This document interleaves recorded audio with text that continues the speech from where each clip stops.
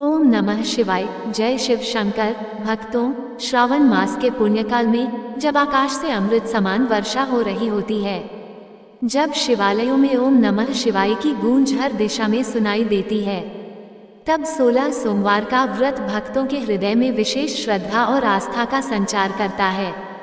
ऐसी ही एक पावन कथा का प्रारंभ उस समय से होता है जब भगवान शिव और माता पार्वती मृत्युलोक के भ्रमण के लिए पधारे।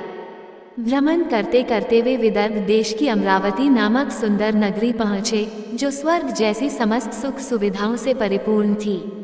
वहाँ उन्होंने एक अत्यंत रमणीय शिव मंदिर में निवास किया, जो महाराज द्वारा निर्मित था। एक दिन माता पार्वती जी ने भगवान शिव से विनोदवश चौसा खेलने का निवेदन किया। भोलेनाथ ने अपनी प्रिय सती की बात मान ली और दोनों खेलने लगे। उसी समय मंदिर का पुजारी ब्राह्मण पूजा हेतु आया, तो माता पार्वती ने उससे पूछ लिया, बताओ हम दोनों में से इस बाजी में कौन जीतेगा। ब्राह्मण ने बिना सोचे समझे कह दिया, महादेव जीतेंगे। परंतु जब खेल समाप्त हुआ तो माता पार्वती की विजय हुई, जिससे वे क्रोधित हो गईं और ब्राह्मण को झूठ बोलने के अपराध में कोढ़ी होने का श्राप दे दिया। भगवान शिव ने उन्हें बहुत समझाया, पर पार्वती जी नहीं मानी। समय बीतता गया और ब्राह्मण को शरीर में कोढ़ हो गया, जिससे वह अत्यंत दुखी रहने लगा। एक दिन देवलोक की कुछ अप्सराएं उस मंदिर में शिवजी की पूजा करने आईं और पुजारी की दशा देखकर उन्हें दया आई। जब उन्होंने कारण पूछा तो पुजारी ने सारा वृतांत बता दिया। तब वे अप्सराएं बोली, हे ब्राह्मण, चिंता मत करो, तुम श्रद्धा से 16 सोमवार का व्रत करो। पुजारी ने विधि पूछी तो उन्होंने बताया, हर सोमवार को स्नान करके शुद्ध वस्त्र धारण करो और प्रदोषकाल में भगवान शिव की पूजा करो। आधा सेर गेहूं का आटा लो, उसे 3 भागों में बांटो और घी, गुड़, दीप, बेलपत्र, चंदन, अक्षत, पुष्प आदि से भगवान का पूजन करो। फिर एक भाग शिवजी को अर्पण करो और शेष 2 भाग भक्तों में प्रसाद रूप में बांट दो, स्वयं भी खाओ। इस प्रकार लगातार 16 सोमवार व्रत करो और 17वें सोमवार को 5 सेर आटे की बाटी बनाकर उसमें घी और गुड़ मिलाकर चूरमा तैयार करो। उसे भोलेनाथ को भोग लगाकर भक्तों में बांट दो और कुटुंब सहित प्रसाद लो। ऐसा करने से सभी मनोकामनाएं पूर्ण होती हैं। ये कहकर वे अप्सराएं स्वर्ग चली गईं। ब्राह्मण ने पूरे नियम से 16 सोमवार व्रत किया और भगवान शिव की कृपा से रोगमुक्त होकर आनंदमय जीवन बिताने लगा। कुछ समय पश्चात भगवान शिव और माता पार्वती फिर मंदिर आए और ब्राह्मण को निरोग देखकर पार्वती जी ने कारण पूछा। ब्राह्मण ने 16 सोमवार व्रत की कथा सुनाई। पार्वती जी अत्यंत प्रसन्न हुई और व्रत विधि पूछकर स्वयं भी व्रत रखने लगी। व्रत पूर्ण होने पर उनकी मनोकामनाएं पूरी हुई और उनके रूठे पुत्र स्वामी कार्तिकेय भी माता की आज्ञा मानने लगे। कार्तिकेय जी ने कारण पूछा तो माता ने 16 सोमवार व्रत की महिमा उन्हें भी सुनाई। तब कार्तिकेय बोले, माता, इस व्रत की शक्ति अद्भुत है। मैं भी यह व्रत करूंगा, क्योंकि मेरा प्रिय मित्र ब्राह्मण दुखी होकर परदेश गया है और मुझे उससे मिलना है। कार्तिकेय जी ने श्रद्धा से इस व्रत को किया और उनका प्यारा मित्र उन्हें शीघ्र ही मिल गया। मित्र ने जब इस आकस्मिक मिलन का रहस्य पूछा तो कार्तिकेय जी बोले, हे मित्र, मैंने तुम्हारे मिलने की कामना से 16 सोमवार का व्रत किया था। अब वह ब्राह्मण मित्र विवाह को लेकर चिंतित हुआ। उसने कार्तिकेय जी से व्रत की विधि पूछी और श्रद्धा से यथाविधि व्रत करने लगा। व्रत के प्रभाव से एक दिन वो किसी कार्य से विदेश गया। वहाँ के राजा की पुत्री का स्वयंवर था और राजा ने ये प्रण लिया था कि जिस राजकुमार के गले में राजकन्या द्वारा सजाई गई हाथिनी जयमाला डालेगी, उसी से उसका विवाह होगा।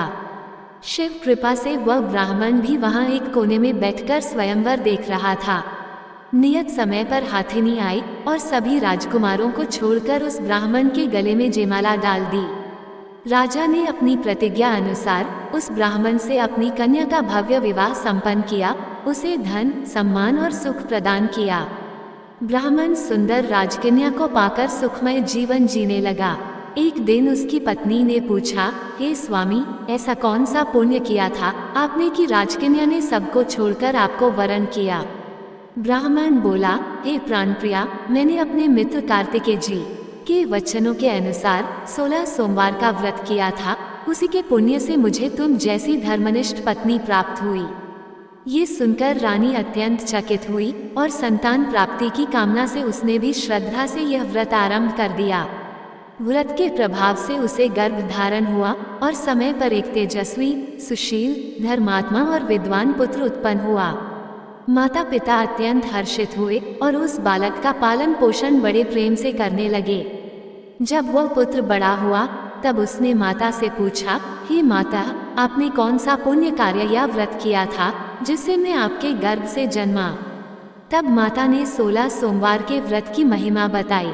पुत्र ने उस सरल और मनोकामना पूर्ण करने वाले व्रत को जानकर स्वयं भी राज्य प्राप्ति की अभिलाषा से यह व्रत करना आरंभ कर दिया।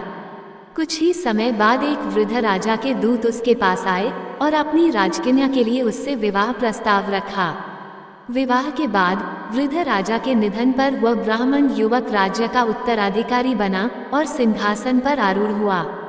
राज्य पाकर भी उसने व्रत का पालन न छोड़ा और जब 16वां सोमवार आया तो उसने अपनी पत्नी से पूजन की सामग्री मंगाई और साथ चलने को कहा, परंतु उसकी पत्नी ने आज्ञा की अवहेलना की और केवल सामग्री दास दासियों के हाथ मंदिर भिजवा दी, स्वयं नहीं गई।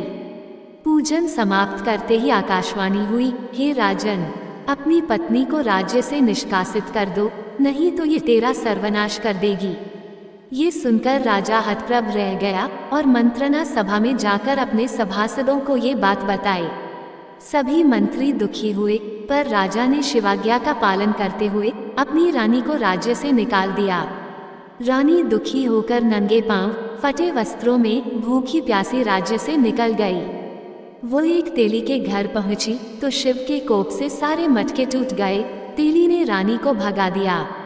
फिर वह एक नदी के तट गई तो वहां का जल सूख गया। एक सरोवर गई तो उसके छूते ही जल गंदा हो गया। थकी हारी वह एक वृक्ष की छांव में बैठी तो पत्ते झड़ गए। ये सब देखकर गांव के ग्वालों ने अपने गुरु गोसाई जी को खबर दी, जिन्होंने रानी को बुलाया और उसके मुख की कांति देखकर कहा, पुत्री, तू कोई उच्च कुल की स्त्री प्रतीत होती है, मेरे आश्रम में रहो, मैं तुझे बेटी समान मानूंगा। रानी ने आश्रय स्वीकार कर लिया, परंतु रसोई बनाते समय उसमें कीड़े पड़ते, जल में भी कीड़े दिखते। ये देख पुजारी दुखी हुए और कारण पूछा। रानी ने शिव पूजन में स्वयं न जाने की बात बताई। तब पुजारी ने शिव की स्तुति कर रानी से 16 सोमवार का व्रत करने को कहा। रानी ने श्रद्धा से व्रत किए और 17वें सोमवार को पूर्ण विधि से पूजन किया। उसी समय राजा को रानी की याद आई और उसने चारों दिशाओं में दूत भेज दिए। दूतों ने रानी को गोसाई जी के आश्रम में पाया। राजा को सूचना दी तो वह स्वयं रानी को लेने गया। गोसाई जी ने राजा को समझा बुझाकर रानी को सौंप दिया। राजा रानी को लेकर लौटा। सारे राज्य में उत्सव हुआ, चारों ओर हर्ष छा गया। इस प्रकार जो भक्त श्रद्धा से 16 सोमवार का व्रत करता है, उसकी सभी मनोकामनाएं पूर्ण होती हैं और अंत में मोक्ष की प्राप्ति होती है। प्रेम से बोलिए, हर हर महादेव, जय माता पार्वती। यदि यह शिवमय कथा आपके मन को स्पर्श करे तो कृपया इसे लाइक करें, शेयर करें और अपने विचार नीचे कमेंट में हर हर महादेव लिखकर जरूर बताएं। चैनल को सब्सक्राइब करें ताकि ऐसी ही भक्तिपूर्ण शिवमय कथाएं आप तक सदा पहुंचती रहें। जय भोलेनाथ, जय शिव शंकर।